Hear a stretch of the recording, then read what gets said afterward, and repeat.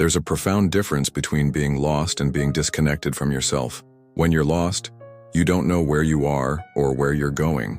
But when you're disconnected from yourself, you know exactly where you are. You're just not being who you truly are. I want to speak to you today about something I've observed in my years of working with people from all walks of life. Whether they came to me as clients seeking therapy, students exploring learning, or simply human beings trying to make sense of their existence, I noticed a common thread running through their struggles. They weren't fundamentally broken or damaged. They weren't lacking in intelligence, capability, or worth. They were simply disconnected. Disconnected from that essential core of who they really are. Disconnected from their own inner wisdom, their natural tendency toward growth and fulfillment. Disconnected from what I came to call their organismic wisdom, that deep intuitive knowledge that each of us possesses about what we need to flourish. From the earliest moments of our lives, we begin to learn that love and acceptance often come with conditions. I love you when you're good. I'm proud of you when you succeed. You're valuable when you meet my expectations. These messages, though often well-intentioned, create what I call conditions of worth, the belief that we must be something other than ourselves to be loved and accepted. And so, we begin to construct a self that we believe will earn us the love and acceptance we desperately crave. We develop what we might call a false self. Not false in the sense that it's entirely fabricated, but false in that it's not our complete, authentic self. It's a version of ourselves edited and curated for external approval. The tragedy is not that we create these versions of ourselves. This is, in many ways, a natural and necessary part of human development.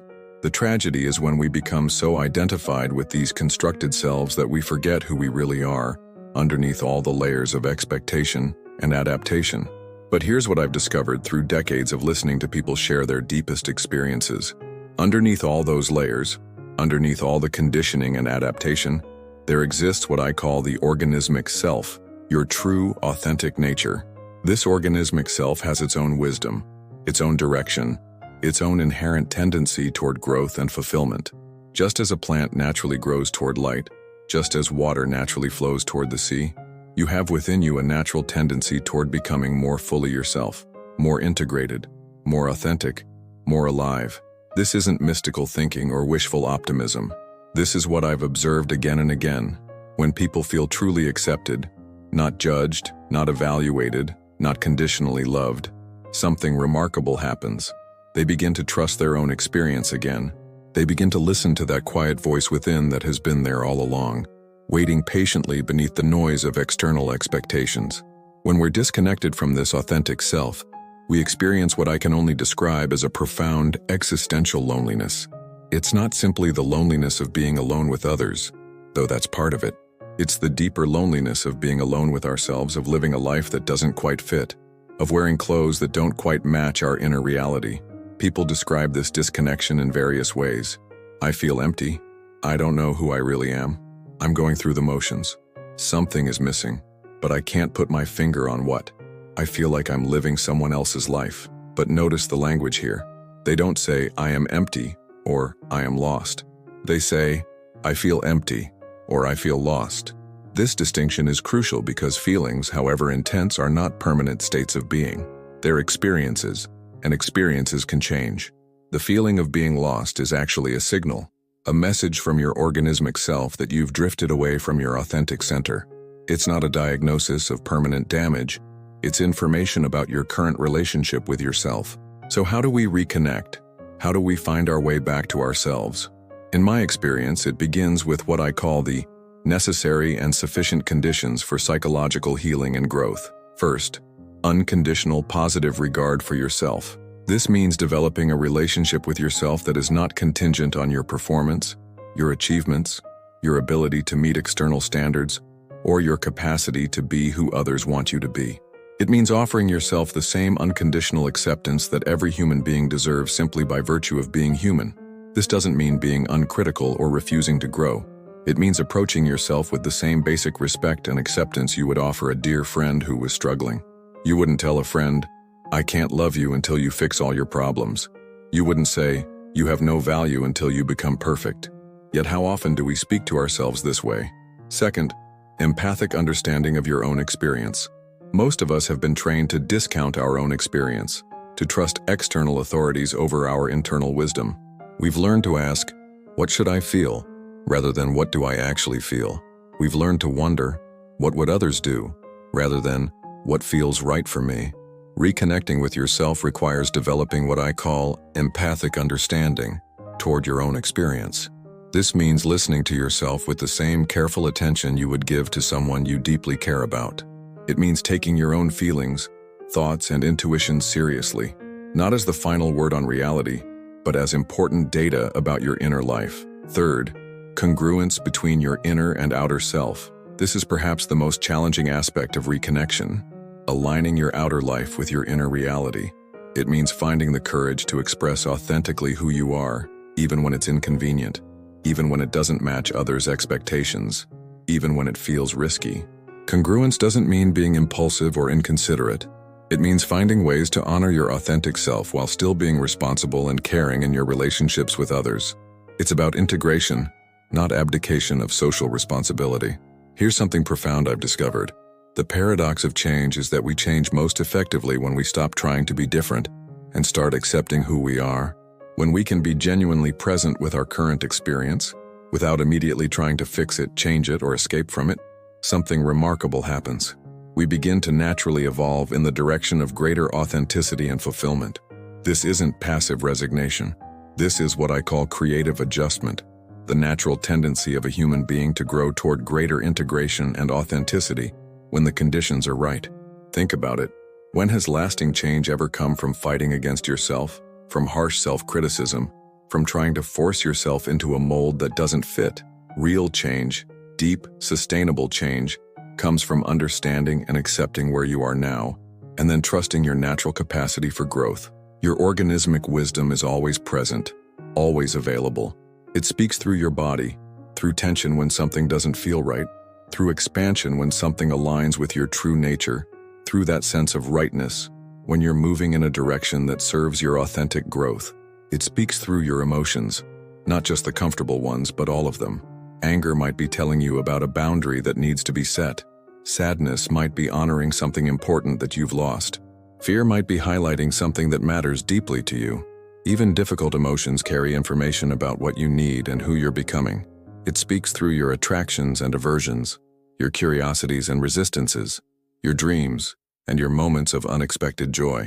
These aren't random occurrences. They're expressions of your deepest self trying to communicate with your conscious mind. But let's be honest, reconnecting with yourself requires courage.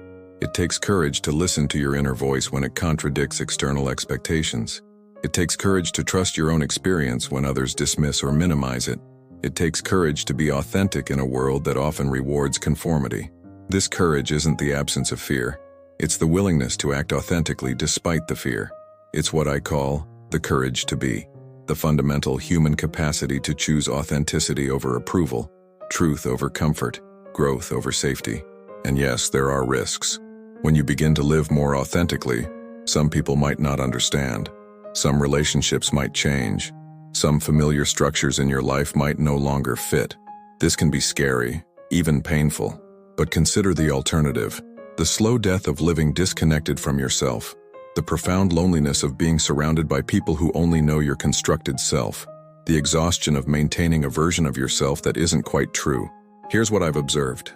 When one person has the courage to be authentically themselves, it gives others permission to do the same. Authenticity is contagious. When you show up as your real self, with your struggles and your strengths, your uncertainties and your wisdom, you create space for others to drop their masks as well.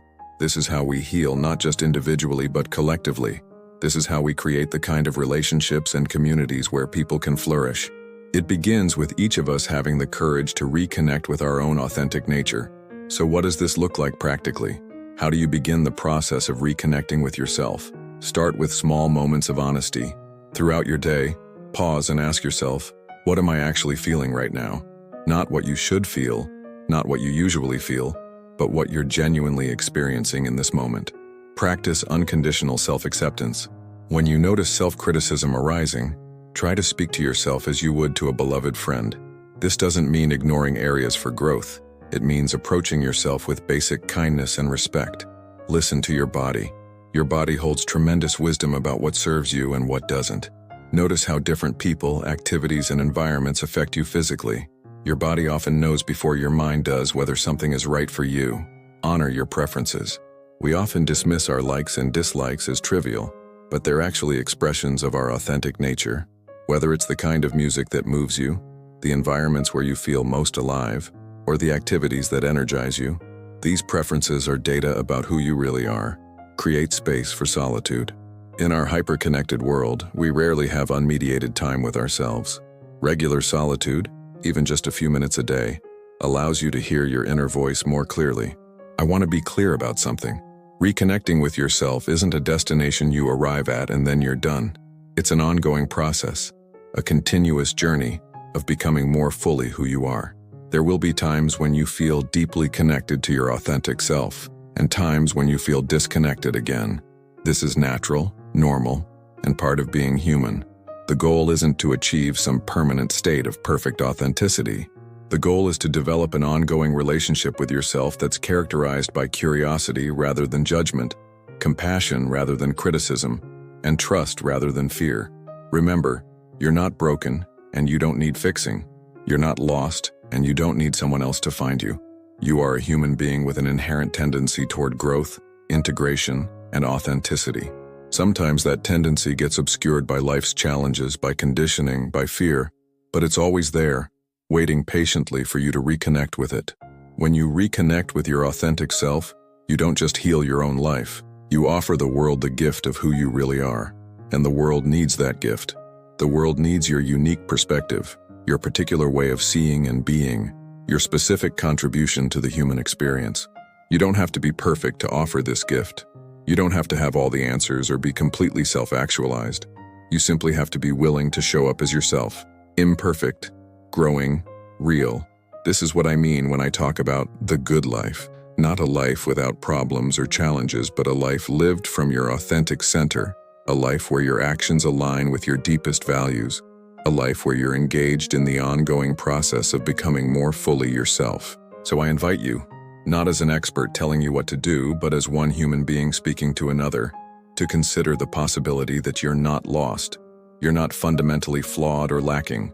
You're not too damaged to heal or too far gone to find your way back. You are temporarily disconnected from the wisdom and authenticity that is your birthright as a human being.